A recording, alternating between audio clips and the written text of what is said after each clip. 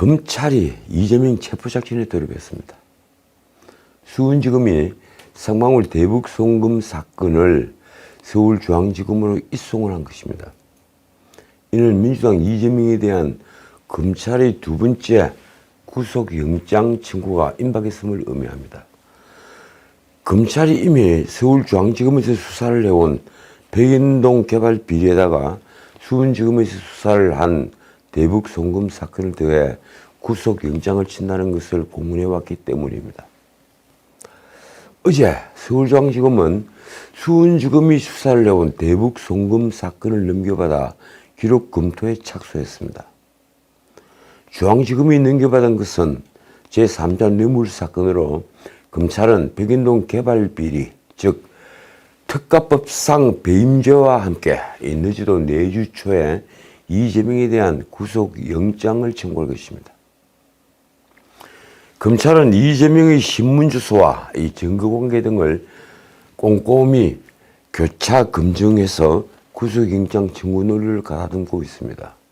이와 더불어서 이 검찰은 이재명을 중심으로 벌어졌던 1년의 사법방해 혐의를 설명하면서 국회에서 이 구속 필요성을 강조를 할 방침입니다.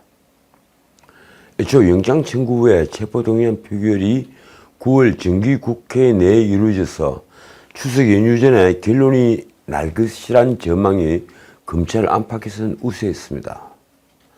추석 연휴가 끝나면 곧장 국정감사가 시작이 되죠. 그래서 본회의를 열 수 없기 때문입니다.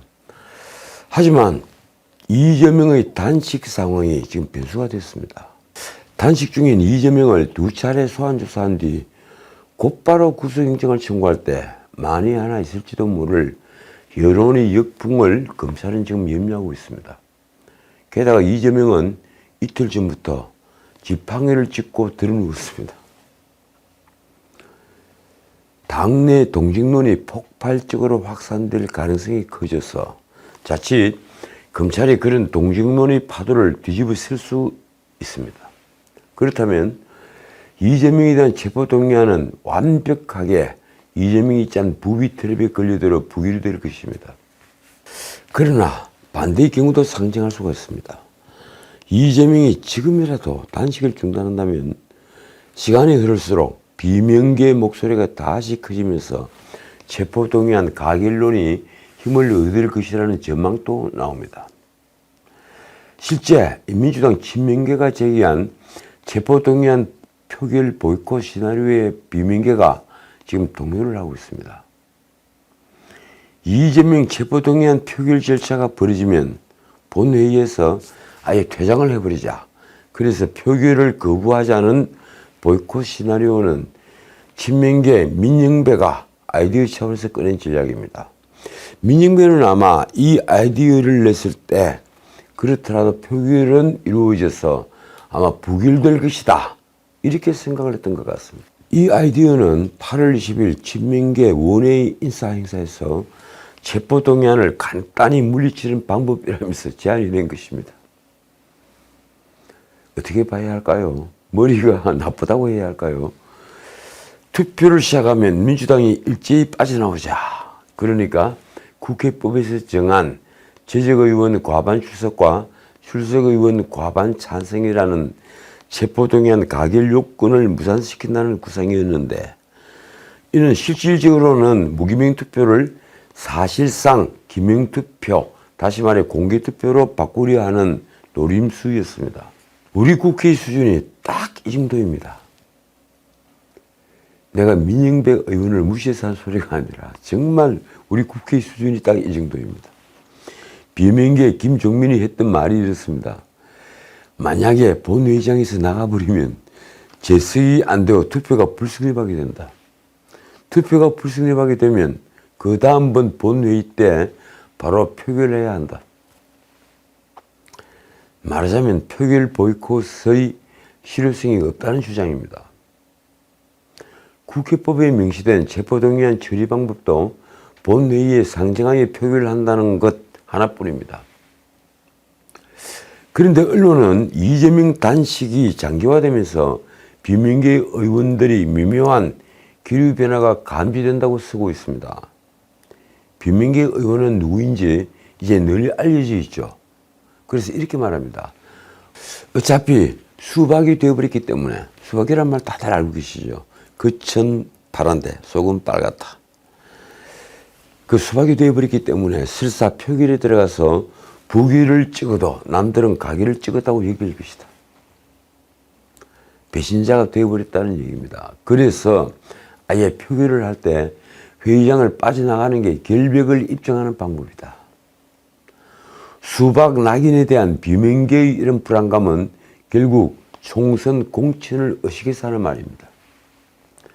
지난달 31일부터 단식을 시작한 이재명은 9월 5일 이런 말을 다 듣는 자리에서 했습니다.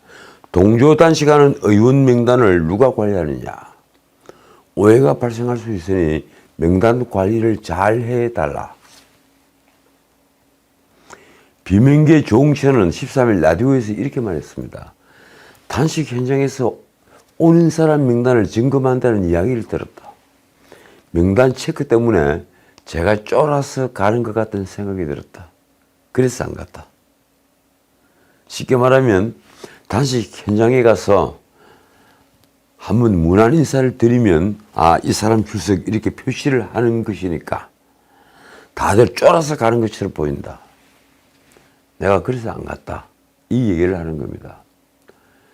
당내에서는 지금 온갖 경우의 수를 연구하는 중입니다.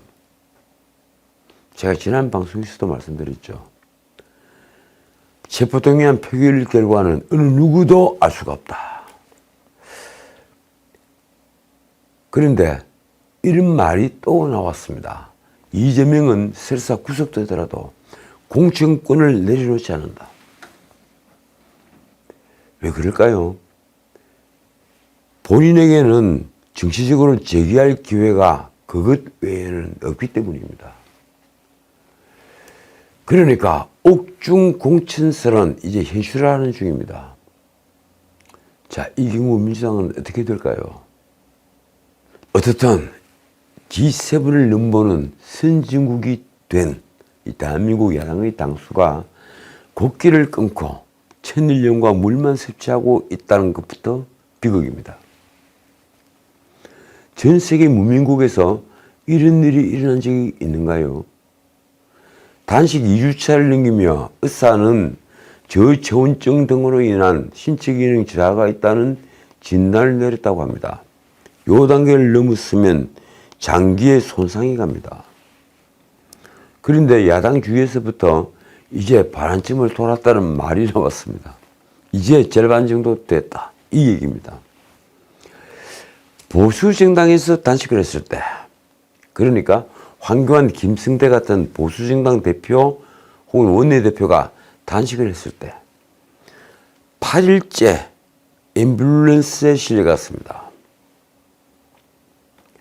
그래서인지 요즘 또 두 사람의 단식은, 황교안, 김승태의 단식은 진짜 단식이었다는 평가를 받고 있습니다. 만인환실이에 지켜보고 있었으니 말입니다. 그런데 야당 인사들의 단식은 우선 기간이 무척 깁니다. 찾아보면 30일 단식도 있습니다. 친명계 정청래도 2014년 세월호 유가족이 원하는 특별법 제정을 촉구한다면서 광화문 광장에서 무려 24일간 단식했습니다. 정청래가 최근 라디오에서 한 말이 이렇습니다. 이 대표가 상상을 초월한 기간 동안 단식을 하지 않을까라는 생각이 든다. 자기 기록은 넘겨라. 이 말이겠죠. 정청래도 이재명이 명분이 없이 단식을 시작한 문제점을 잘 알고 있는 것입니다. 정치인 중에 최장 단식 기록은 고 노회찬과 정의당 심상정이 함께 세운 30일입니다. 2011년 7월 이들은 한진중공업의 정리해고 철회를 촉구하며 함께 단식 농성을 했습니다. 그러다 30일 됐을 때 단식을 중단했죠. 이재명은 지난 11일까지 오전 10시부터 오후 10시까지만 천막에서 단식 농성을 하고 밤에는 국회 당 대표실에 있는 출퇴근 단식을 했습니다. 그런데 12일부터는 아예 당 대표실에서만 있습니다. 그리고 대부분 누워 있습니다. 이러니 단식의 진정성을 의심하는 이들이 자꾸 늘어나고 있습니다. 당 대표실에 문을 닫고 안에서 혼자 먹지 않을까 이런 상상을 하는 겁니다.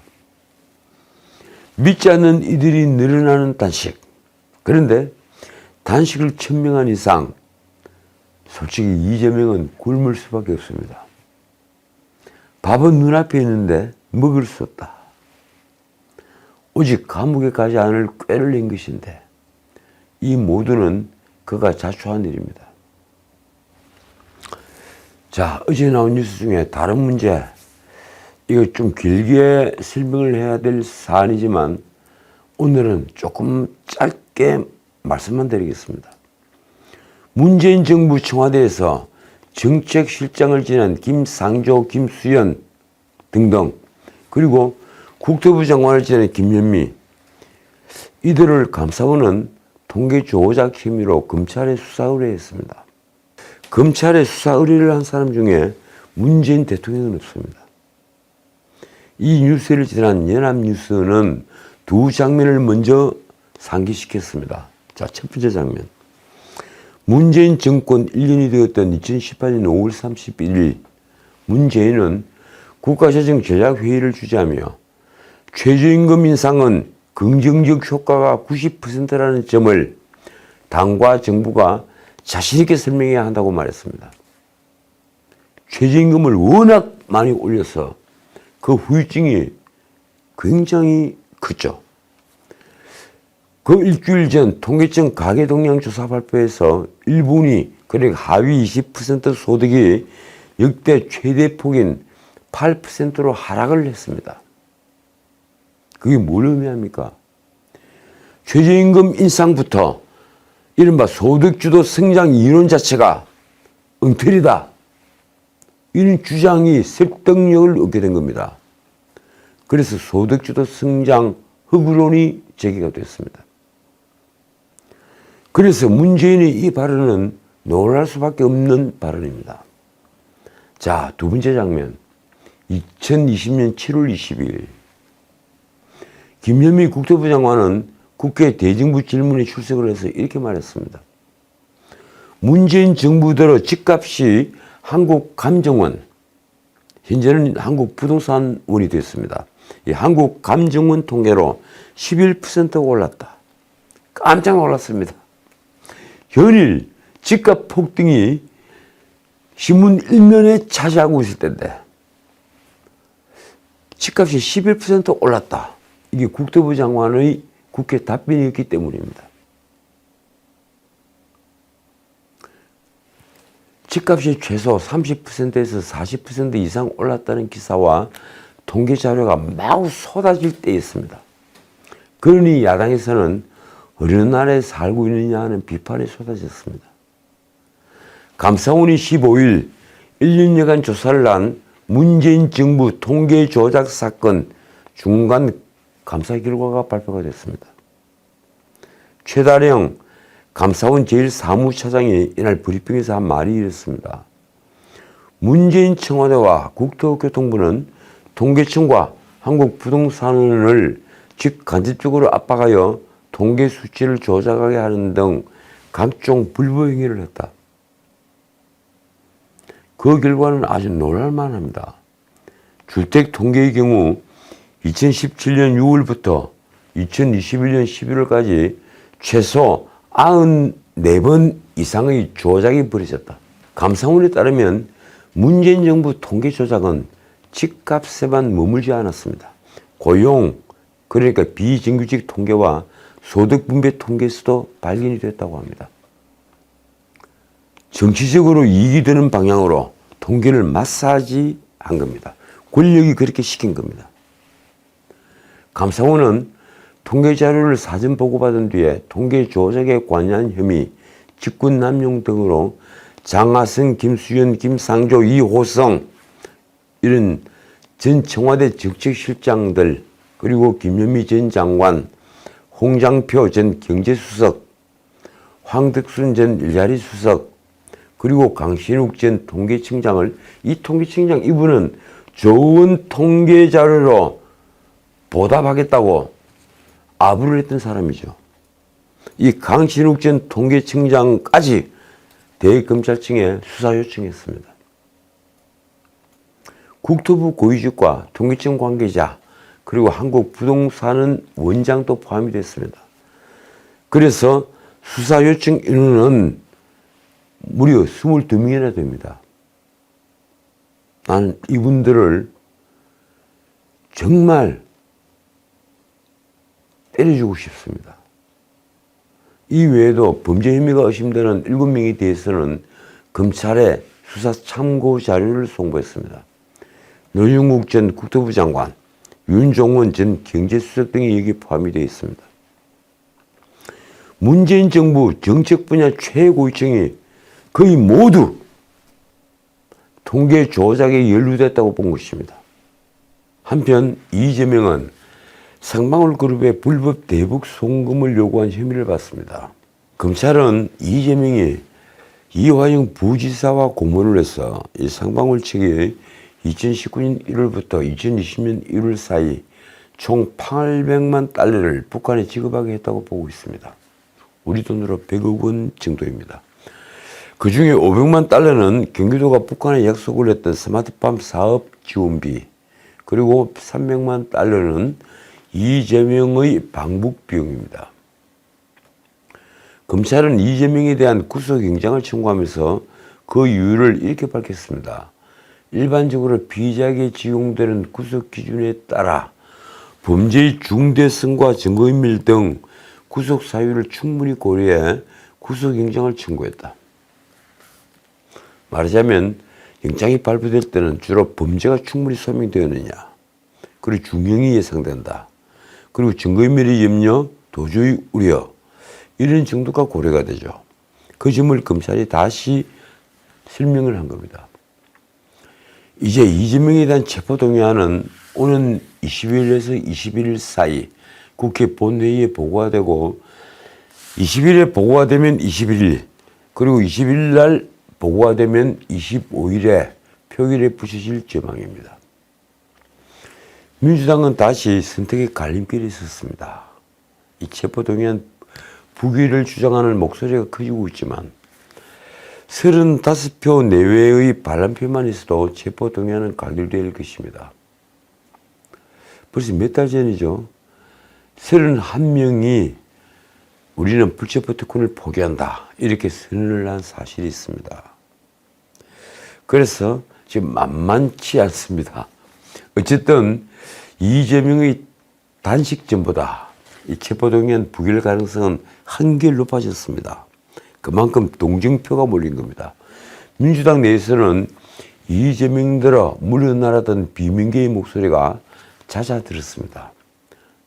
대신에 단식 중인 이재명에게 힘을 실어줘야 한다는 부결론이 지금 고개를 들고 있습니다. 여기에는 야당 대표의 단식을 외면하는 정부와 여당에 대한 섭섭함 혹은 반감 같은 감정도 작용합니다. 와서 손 한번 잡아주지 않는다, 이런 반감이 작용을 하는 것 같습니다.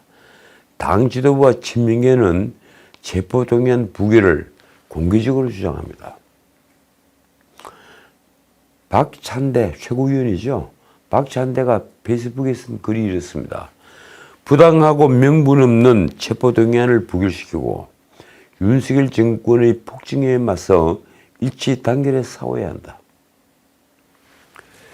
글쎄요, 그런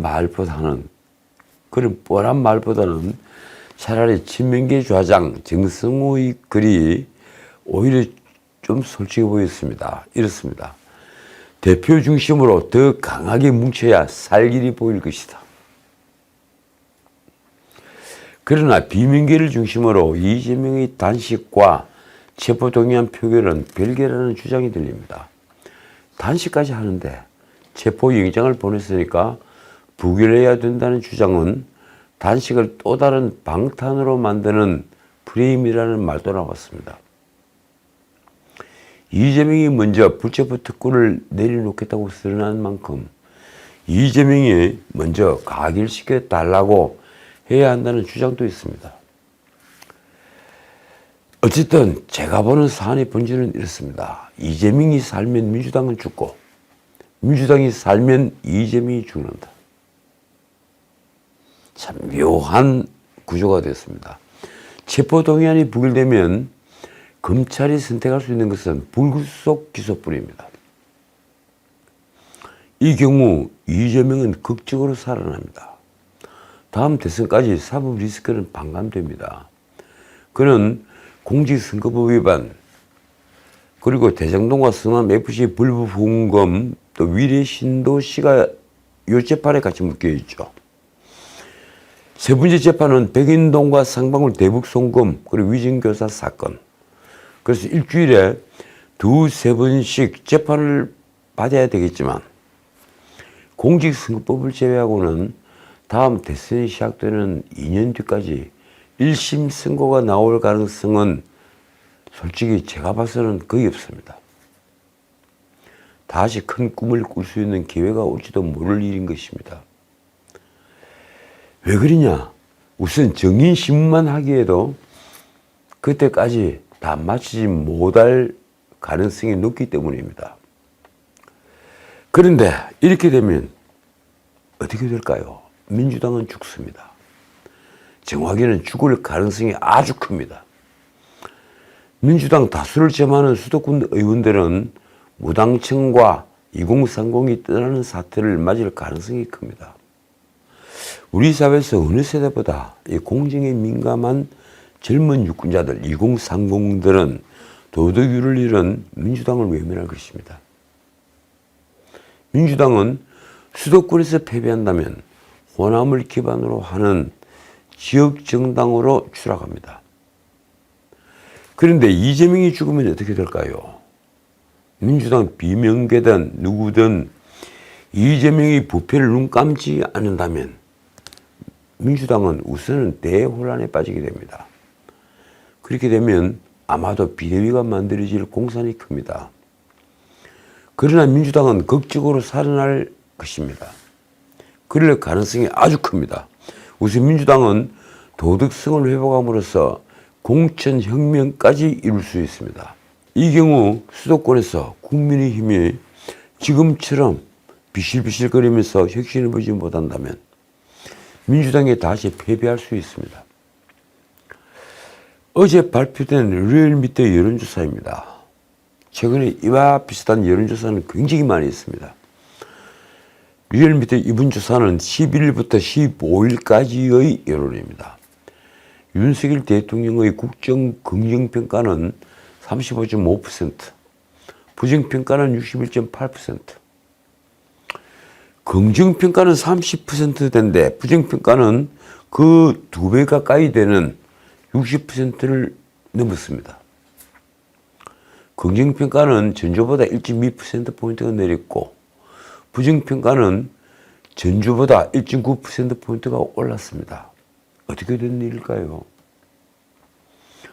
이재명의 사법 리스크가 번연히 존재하고 거기에다가 김만배 신학님의 가짜뉴스 파동, 그 파동이 강타를 했는데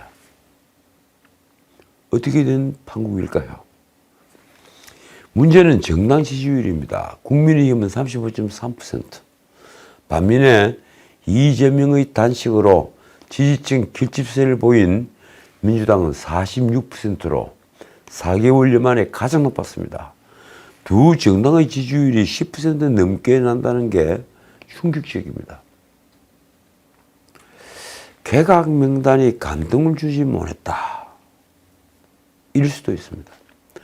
또 경제가 여전히 어렵고 일자리가 없다거나 아니면 아까 제가 말씀드린 대로 김만배 신학님의 가짜뉴스 파문을 넘어서는 그 무엇이 보이지 않는 그 무엇이 있는 것입니다. 한편 단식 19일차인 이재명은 어제 건강 악화로 병원에 이송이 됐습니다.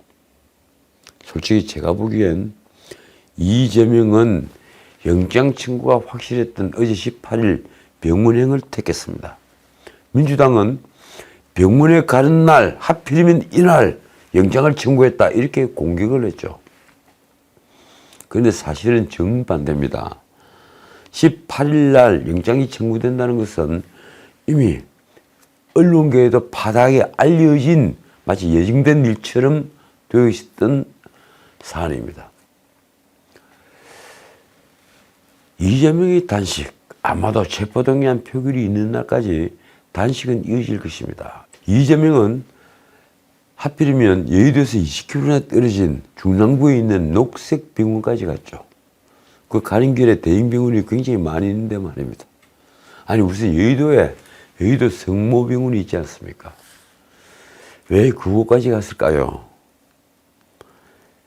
이재명과 그 녹색병원의 원장이 굉장히 가깝기 때문입니다. 어쨌든 검찰은 일용 이재명의 병원 이송 당일 영장을 청구하면서 이렇게 말했습니다.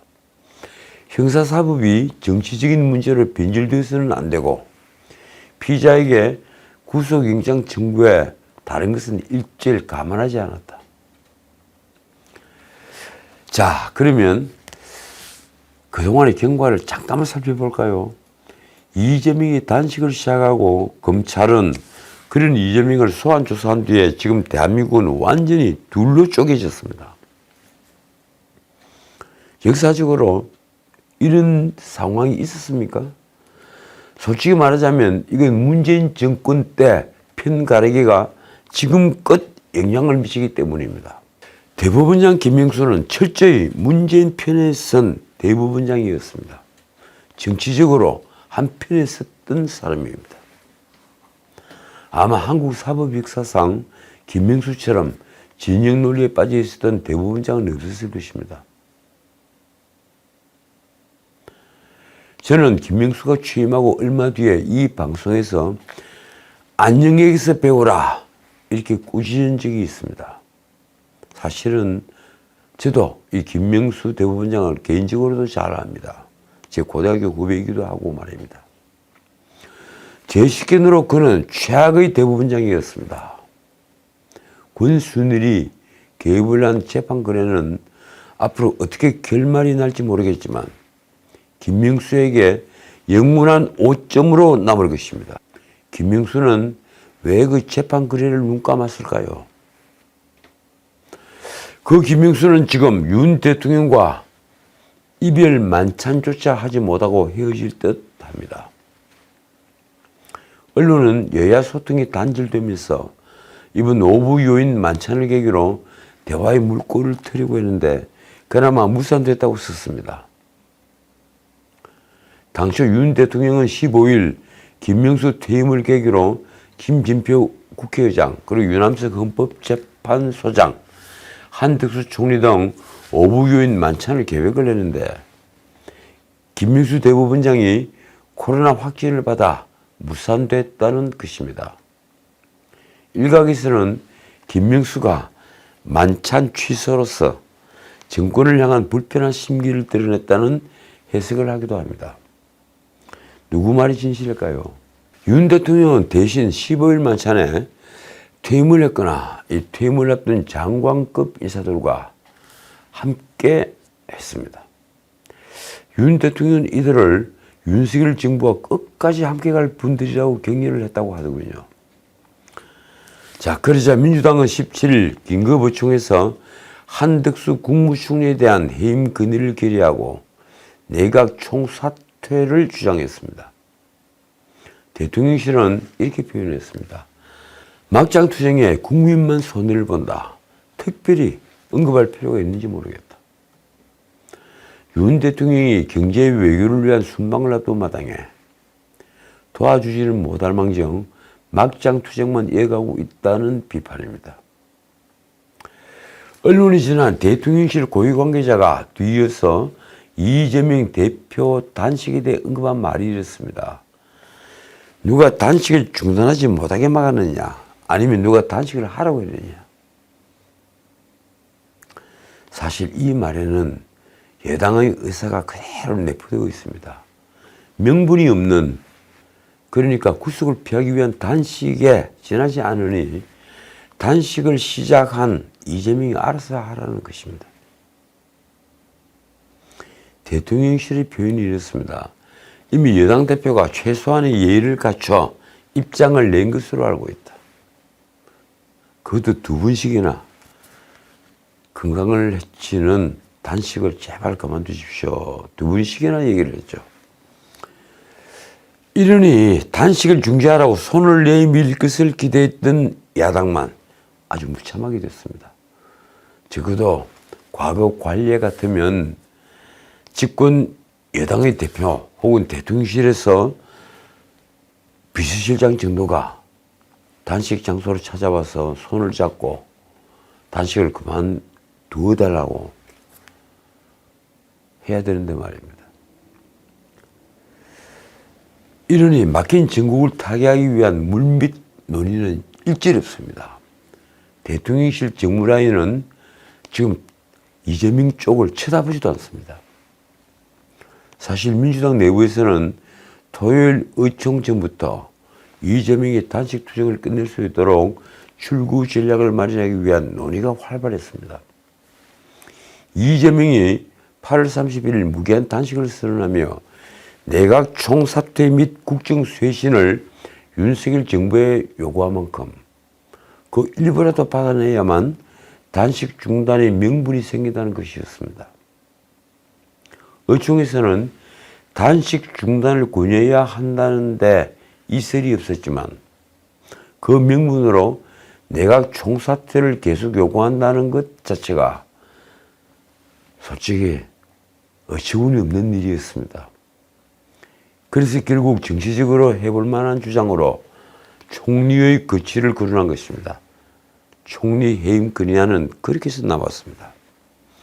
친민계는 노골적으로 다시 탄핵을 거론합니다.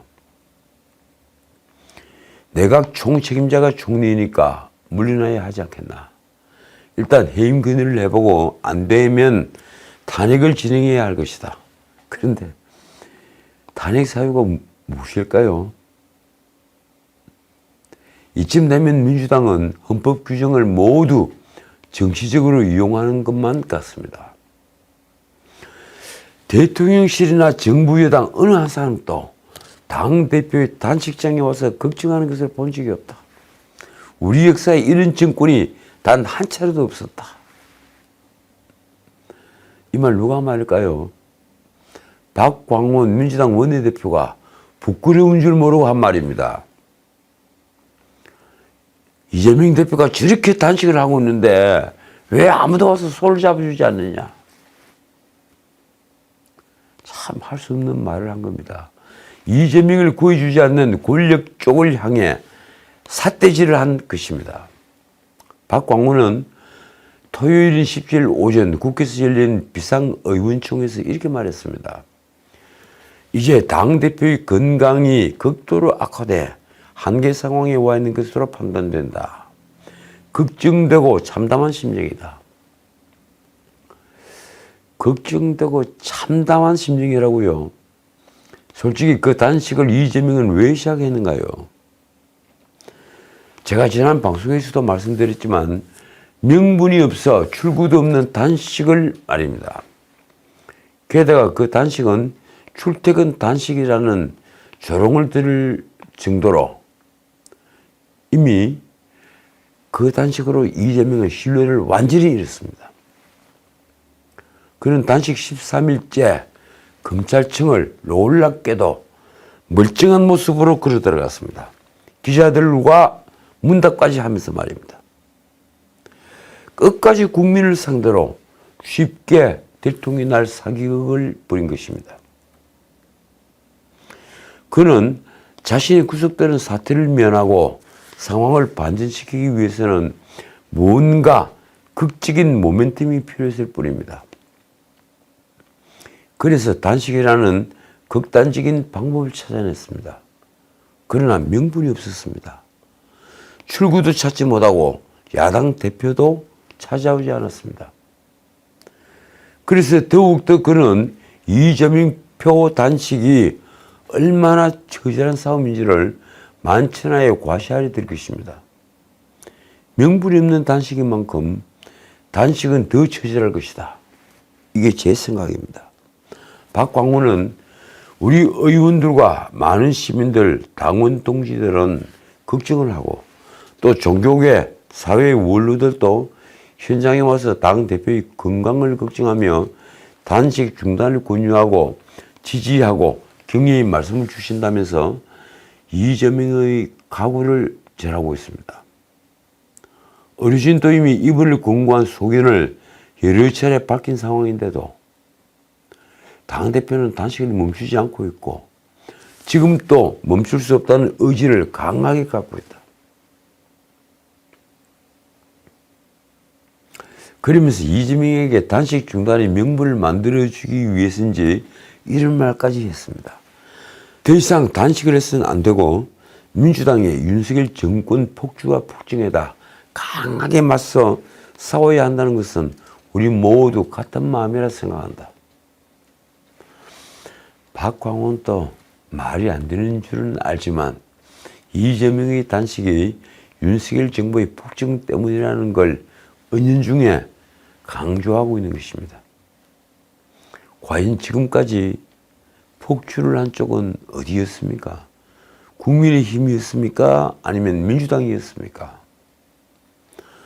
무엇보다 이재명은 야당 대표이기도 하지만 정치와 하등 상관이 없는 배임 뇌물 등의 혐의를 받는 파렴치 잡범 범죄자입니다. 그런 이재명이 느닷없이 단식이라는 걸 시작했던 것입니다.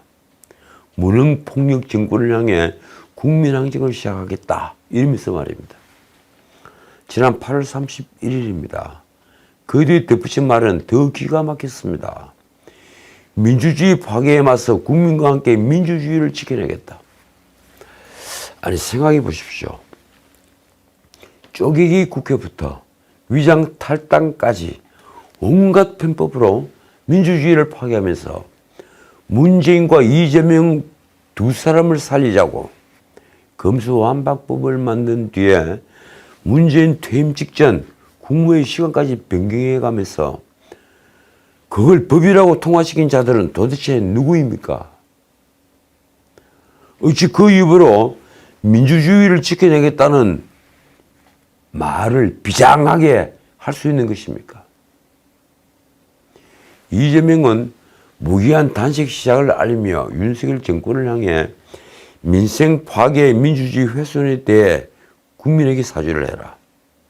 일본 오염수 방류에 반대 입장 천명과 그리고 국제해양재판소에 제소를 하라. 세 번째, 전면적 국정 쇄신 개각을 단행하라. 이렇게 요구를 했습니다. 야당이 머리가 나쁘다고 할까요? 스스로 명분 없는 싸움을 걸었으니 단식을 중단할 명분이 없게 된 것이고 그렇게 되면 어떻게 됩니까? 결국 무기한 단식이 되고 말았습니다. 솔직히 목숨을 걸고 단식을 한다고 하는데 이런 경우야말로 목숨을 걸 수밖에 없게 된 것입니다. 그래서 이재명이 단식을 풀기 위해서는 정부와 여당이 적극적으로 만류하는 상황이 필요해졌습니다. 그것도 간절하게 말입니다. 하지만 이는 기대하기 어려운 상황입니다. 국민의힘 대표 김기현은 예의상 페이스북에 이렇게 썼습니다. 회복에 큰 어려움을 겪는 일은 없도록 단식을 중단해 주시기 바란다. 그 후 대표 회담을 열자 듣기에 따라서는 꼭 약을 올리는 말 같습니다. 그러면서 김기현 대표는 직접 이재명을 찾지는 않았습니다. 솔직히 이재명의 단식은 국민 누구도 지금 관심을 갖지 않습니다. 흥미본의로 관진을 할 뿐입니다. 그러니 그의 단식은 오직 자신이 구속되는 것을 막기 위한 마지막 잔꾀 정도란 것이 쉽게 간파되는 것입니다. 그렇더라도 이 얼마나 처절한 모습입니까? 면도도 하지 못한 초췌한 얼굴로 기자들이 질문까지 받으며 멀쩡히 검찰청을 걸어 들어가고 걸어 나왔습니다. 그리고 그 이틀 뒤부터 그는 드러누워서 빈사의 모습을 보이고 있었습니다. 그리고 어제 들것에 실려갔습니다. 마치 오랜 민주화 투쟁을 한 투사가 쓰러져서 병원에 실려가는 모습을 연출하는 것입니다. 민주당 의원들도 맞장구를 치고 있습니다. 토요일이죠. 9월 16일 그들은 오전부터 5시간이나 무려 5시간이나 의원총회를 열었습니다.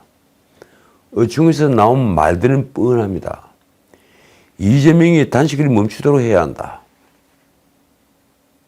우리 대표님께서 목숨을 잃는다. 단식을 멈추도록 막아야 한다. 솔직히 그런데 그 어떤 명분도 없습니다. 그러니 기껏 대표님께서는 몸을 상하는 단식을 이제 거두어 주십사 하고 엎드릴 뿐이었습니다. 솔직히 이 나라에서 단식으로 죽은 사람이 있었습니까? 100일 단식이라는 불가사의한 기록을 작성한 중지울조차 목숨은 괜찮았습니다. 정말 이재명의 단식을 저는 이해할 수 없습니다. 명분도 진정성도 없습니다. 그런데 이재명은 의원들이 재차 단식 중단 요청에도 단식을 지속하겠다는 의지를 나타냈습니다. 단식만이 감옥으로 가지 않는 길이라는 것입니까? 그걸 잘 알고 있는 겁니다. 국회의원들은 심지어 토요일 밤 국회 인근에서 이 대표가 단식을 중단할 때까지 기다리기로 결정했습니다. 민주당은 그날 5시간에 걸쳐 진행된 비상의원총회를 마치고 민주당 국회의원 전원은 윤석열 정권의 폭정과 검찰 독재에 맞서는 총력투쟁을 선언한다며 내각 총사퇴 요구와 한덕수 총리 해임 건의안 제출을 포함한 5개 사항을 결의를 했습니다. 솔직히 너무 뻔한 레퍼토리입니다. 폭정이니 검찰 독재니 뭐 산뜻한 메뉴는 없는 것인가요? 민주당은 결의안을 통해 대통령실 등의 순직 해병 수사병의 및 사건 은폐 특검법 관철을 위한 절차에 돌입을 하고 그리고 불법을 저지른 검사에 대한 탄핵 절차도 추진하기로 했습니다. 저는 도대체 이해할 수가 없습니다. 헌법과 법률을 우습게 본 정권이 있다면 그건 문재인 정권입니다. 저는 2년 전 공수처법과 그리고 작년 검수완박법을 통과시키기 위해 쪼개기 국회를 한 민주당은 민주정당이 아니라고 생각합니다. 쪼개기 국회가 헌법이 보장한 소수자의 권리, 그러니까 필리버스터 권리를 파기한 것으로서 그런 헌법 파기를 통해 원하는 입법을 하는 정당은 반민주 정당이라는 확신을 저는 가지고 있습니다. 그런데 민주당은 윤석열 정권이 부당한 정치 수사, 야당 탄압과 정적 제거 시도 등에 맞서 싸운다고 말합니다. 무능한 정권의 폭정에 결연히 맞선다는 말을 빼놓지 않습니다. 그래서 이번 단식에도 무능 폭력 정권에 맞서는 국민 항쟁이라고 한 것입니다. 참 기가 막힙니다. 절대 다수의 민주당이 그런 말을 할 수가 있는가요? 그러자 국민의힘이 되받았습니다. 국가가 비상상태에 놓이기라도 했나? 자신들이 당대표 단식을 그만두라고 했더니 왜 뜬금없는 내각 총사퇴인가? 국민의힘 원내대변인 장동혁은 민주당 의총을 체포동의안을 피하겠다는 단식과 체포동의안 부기를 합리화하기 위한 의총이라고 규정하며 이렇게 말했습니다. 명분 없는 단식의 출구 전략으로 내각 총사퇴를 들고 나오는 것은 화승인이 아니고는 상상하기 힘든 일이다. 언론은 화승인이냐 이렇게 제목을 뽑았더군요.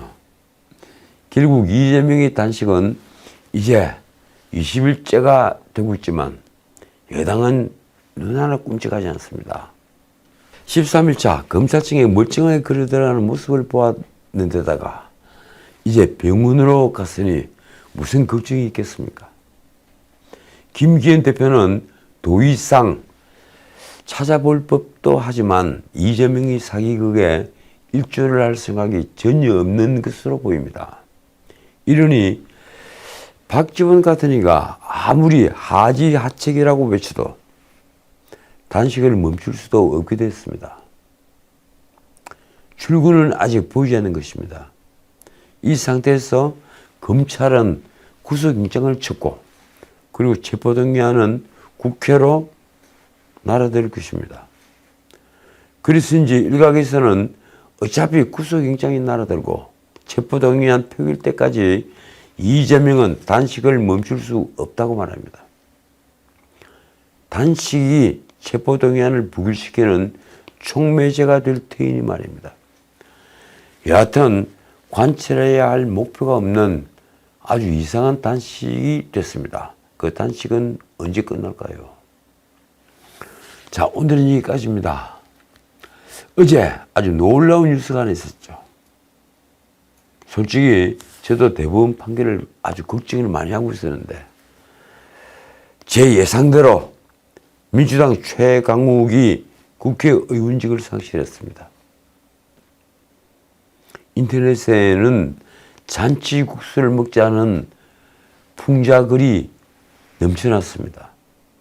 김명수 대법원장 퇴임 전 마지막 전원합의체 판결에서 최강욱의 상고가 기각되어 징역 8월에 집행유예 2년 원심이 확정된 것입니다.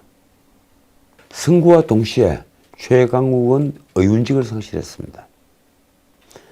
최강욱의 범죄는 조국의 아들에게 2017년 최강욱이 근무하던 로펌 인턴 확인서를 허위로 발급해 연세대 대학원 입시 업무를 방해한 혐의, 업무방해죄입니다. 최강욱이 2020년 1월 이 사건으로 기소된 지 무려 3년 8개월 만에 대법원 선고가 나왔습니다. 이 뉴스 댓글에 가장 많이 보인 단어, 아니 사자성어, 사필규정이었습니다.